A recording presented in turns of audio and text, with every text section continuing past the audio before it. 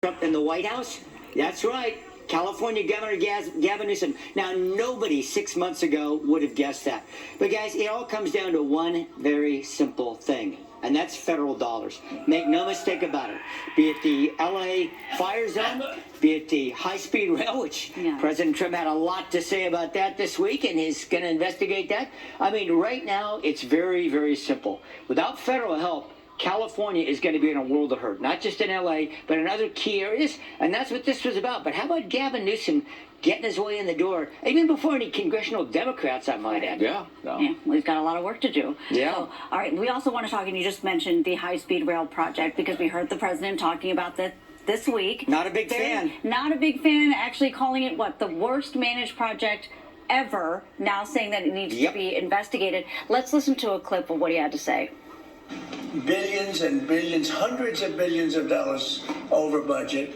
In fact, I read where you could take every single person that was going to go on the train and get the finest limousine service in the world and take them back and forth with limousines, and you'd have hundreds of billions of dollars left over.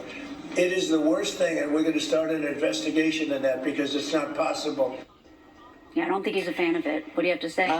Needless to say, hey, this high-speed rail challenge is going to be significant. California started out, remember, $10 billion voters passed to get that thing rolling, but it is truly way over budget. It's been scaled way back. Even the governor himself said that when he first came into office.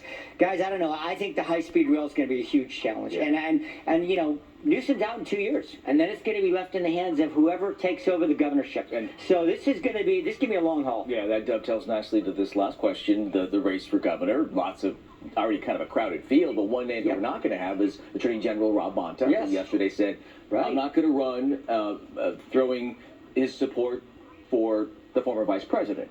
Yeah, and that might have surprised Kamala Harris. I don't know. Hey, wait, she said, am I running yet? Okay, well, a couple quick things on this guy. I think Bonta saw the handwriting on the wall. Number one, there's already, like you point out, Tony, half a dozen people in this race, okay? And not insignificant candidates. And then secondly, recent polls. I mean, there was one that was done just last month that said if Kamala Harris gets in, she's head and shoulders above the field. So he's going to go ahead and run again for Attorney General. So he's got plenty to do, needless to say, with Trump in the White House for the next 4 years. And I just wonder if this doesn't go ahead and tip the hand. I don't think that was done just accidentally without Kamala's knowledge. What also wasn't done accidentally was her first visit after she left the White House was to the firestorm in Southern California. Right. So we haven't heard from her formally yet, but certainly it looks like the door is being cracked wider open. Yeah. Who's your Super Bowl pick while you're